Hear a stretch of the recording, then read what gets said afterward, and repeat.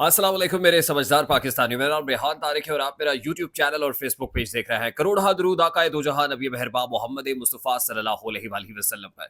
इस दुआ और इस उम्मीद के साथ इस व्लॉग का आगाज करते हैं कि अल्लाह रब्बुल इज़्ज़त इस मुल्क के फैसला साजों के दिलों में समझदार पाकिस्तानियों के लिए नबी पैदा कर दिया। अभी जिस वक्त मैं ये व्लॉग रिकॉर्ड करा रहा हूँ तो सेशन अदालत के बाहर पाकिस्तान तहरीक इंसाफ की खवातीन रहनुमाओं कारकुनान की बड़ी तादाद मौजूद है, क्योंकि अब से कुछ ही देर में सेशन अदालत से इमरान खान और बुशरा बीबी के लिए इद्दत में निकाह केस पर जो उनकी नजरसानी अपील थी उस पर फैसला होने जा रहा है।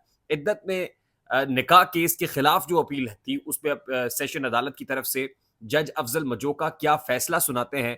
यकीनन ये फैसला बड़ा अहम होगा और जराए के मुताबिक ये कहा जा रहा है कि अगर बुशरा बीबी की रिहाई होती है तो शायद उसमें रुकावट ना डाली जाए, लेकिन इमरान खान की अगले केस में गिरफ्तारी, मतलब अगर इस केस में कोई रिहाई मिलती है, जमानत मिलती है, तो मुमकिना तौर पर किसी अगले केस में गिरफ्तारी डाली जा सकती है। तमाम तर डिटेल्स इस मामले की मैं आपके सामने रखूंगा, लेकिन उसके साथ ही बड़ी खबर यह है कि खैबर पख्तूनख्वा हुकूमत ने 9 मई मामले पर जुडिशल कमीशन बनाने का फैसला कर लिया है। ये इंतहाई गैर मामूली पेशरफ्त है, खास तौर पे उस वक्त में जब गुज़श्ता रोज जो ग्रैंड जिरगा बुलाया गया था पाकिस्तान तहरीक इंसाफ की जानिब से केपी में, उसमें इमरान खान की रिहाई की करारदाद मंजूर की गई थी। उसमें किसी भी मिलिट्री ऑपरेशन को मंजूर ना करने की करारदाद मंजूर की गई थी, उसकी मुखालिफत में करारदाद मंजूर की गई थी और अब खैबर पख्तूनख्वा कैबिनेट के अंदर डेलिब्रेशन हुई है, समरी तैयार कर ली गई है, उस समरी को काबीना से मंजूर कराया जाएगा, उसको पेशावर हाई कोर्ट ले जाया जाएगा और इस्तदा की जाएगी कि 9 मई मामले के ऊपर जुडिशल कमीशन तश्कील दिया जाए। अब ज़ाहिर है जब काबीना से अप्रूवल हो जाएगी, 9 मई, ना सिर्फ 9 मई मामले के ऊपर जुडिशल इंक्वायरी की जाएगी, 9 मई के पीछे कौन था, कौन-कौन लोग मुलव्विस थे, बल्कि उसमें जो 9 मई से जुड़े हुए केसेस बनाए गए हैं, गिरफ्तारियां डाली गई हैं, उस सब पर भी तहकीकात का मुतालबा किया जा रहा है। और आपको पता है कि लॉन्ग ड्यू एक मुतालबा था इमरान खान का और वो अभी भी ये कहते हैं कि इसकी शफाफ इंक्वायरी होनी चाहिए। क्योंकि पाकिस्तान तहरीक इंसाफ ये समझती है कि 9 मई असल में एक बहाना था, तहरीक इंसाफ निशाना था। यानी तहरीक इंसाफ को ख़त्म करना, तहरीक इंसाफ के लोगों को हरासा करना, गिरफ्तारियां डालना, फिर इंतखाबात किसी और को, पॉलिटिकल ओपोनेंट को जितवाना, ये 9 मई तो सिर्फ एक साजिश थी। तो जुडिशल इंक्वायरी के अंदर दूध का दूध और पानी का पानी होना चाहिए। और फिर ऐसे वक्त में कि जब अली अमीन गंडापुर की वजारत आला के ऊपर बहुत नुक्ताचीनी हो रही है, सवाल उठाए जा रहे हैं कि अली अमीन गंडापुर सिर्फ बातें करते हैं, जबानी जमा खर्च होता है, कोई एक्शन नहीं करते हैं। तो अब लगता यह है कि अली अमीन गंडापुर ने भी एक्शन लेने का फैसला कर लिया है और खैबर पख्तूनख्वा के फ्रंट से जो केपी हुकूमत पीटीआई के पास मौजूद है, वहां से जो बन पड़ सकता है वो किया जाए।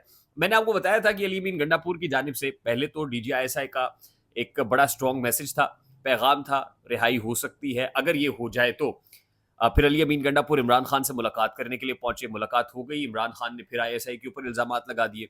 यानी दाल नहीं गल सकी, बात नहीं बन सकी, तो फिर अली अमीन गंडापुर ने फिर राब्ते की कोशिश की, लेकिन इस्टेब्लिशमेंट की तरफ से जब वक्त नहीं मिला तो अब लगता यह है कि दोनों तरफ महाजराई की कैफियत है। यानी दोनों पोल्स एक्सट्रीम एंड्स लिए हुए हैं, एक्सट्रीम पोजीशन लिए हुए हैं और उसमें लड़ाई और घुमसान का रन मजीद बढ़ने जा रहा है। उसमें फिर फैसला कुल लड़ाई ज़ाहिर है अली अमीन गंडापुर जो सैंडविच बने हुए थे, either to stand with Imran Khan या एस्टैब्लिशमेंट की बात सुने या इमरान खान की सुने, तो अब उसमें लगता यह है कि जब एस्टैब्लिशमेंट नहीं सुन रही है तो फिर अली अमीन गंडापुर ने फैसला कर लिया कि जो इमरान खान कह रहा है फिर वो करे, फिर जो बन पड़ सकता है। यानी ये तो नहीं हो सकता ना कि धोबी का कुत्ता ना घर का ना घाट का, ना खुदाई मिला ना विसाले सनम, ना इधर के रहे ना उधर के रहे।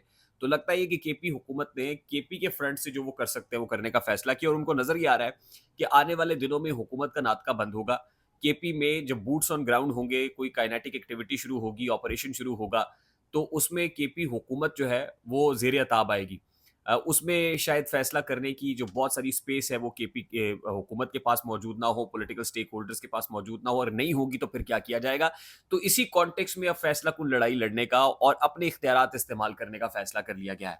अच्छा, दूसरी जो बड़ी इंपॉर्टेंट चीज़ है वो ये है कि दूसरी तरफ पंजाब हुकूमत कहाँ से चल रही है, कौन फैसले ले रहा है, ये कुछ समझ नहीं आ रही। क्या मरियम नवाज फैसले ले रही हैं या मरियम नवाज के पीछे कोई बैठा हुआ है जो मरियम नवाज से फैसले करा रहा है।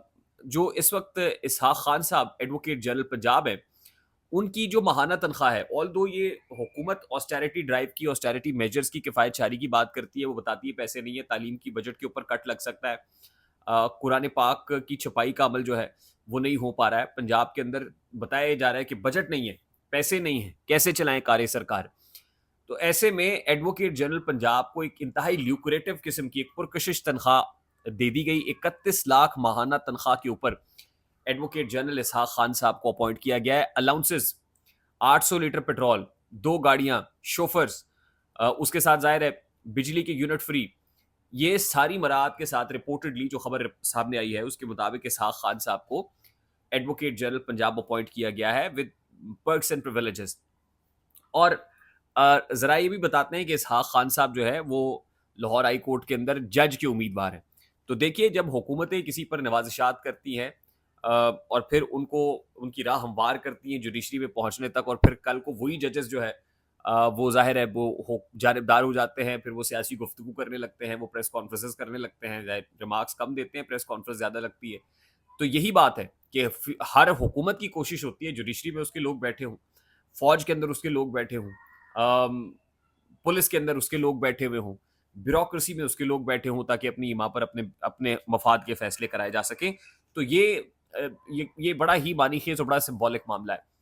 अच्छा, दूसरा जो इंपॉर्टेंट चीज़ है वो बोलिविया से खबर आई कि वहाँ पे मिलिट्री कू नाकाम बनाते हुए आर्मी चीफ को गिरफ्तार कर लिया गया और नामालूम मकाम पर मुंतकिल कर दिया गया। मैं आपको सिर्फ ये बता दूं जस्ट फॉर योर इन्फॉर्मेशन कि बोलिविया साउथ अमेरिकन एक कंट्री है, और बोलिविया तकरीबन 12 मिलियन नफूस पर मुश्तमिल एक मुल्क है, जहाँ पे हमेशा पॉलिटिकल इंस्टेबिलिटी रही है, यानी जिसकी हिस्ट्री है पॉलिटिकल इंस्टेबिलिटी की, जिसकी हिस्ट्री है मार्शल लॉज की, मिलिट्री कूज की। अब भी यहाँ पर अवाम का एहतजाज, अवाम पर टैक्सेस का बोझ, परेशानियां, इन्फ्लेशन, सड़कों पर निकलना, ऐसी सिचुएशन को वहाँ की फौज ने कैपिटलाइज करने की कोशिश की। एक रोज पहले जो chief of the army staff हैं, जो मिलिट्री कमांडर हैं, उनको डिसमिस किया गया, और उसके एक रोज बाद ही जो है ना वो फौज सड़कों पे आई। तो सदर ने निकल के काउंटर किया और कहा लोगों को कि निकलो और जमहूरियत की बका की खातिर निकलो और इनको वापस बैरकों में भेज दो।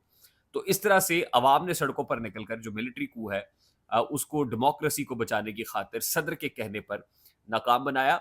वो माजूल जो कमांडर यानी chief of the army staff थे, जिनको एक दिन पहले डिसमिस किया गया, उनको गिरफ्तार किया गया और फिर नामालूम मकाम पर मुंतकिल कर दिया गया है। तो this is the news out from Bolivia. I hope मेरी बात आप, और जाहिर है इसको किसी और के साथ आप कंपेयर करें, तमसीलात में, मिसालें में, अपनी जगह पर है। बहरहाल कहा यह जा रहा है बोलिविया ने हकीकी आज़ादी हासिल कर ली है। आई होप मेरी बात आप तक पहुंची होगी। अगर पहुंच जाए तो वीडियो को लाइक और शेयर करना मत भूलिएगा। चैनल पे नए तो चैनल को सब्सक्राइब कर लीजिएगा, बेल आइकन जरूर दबाएगा। मुझे रेहान तारिक को इजाजत दीजिए, बहुत सारा ख्याल रखिएगा। अस्सलाम वालेकुम।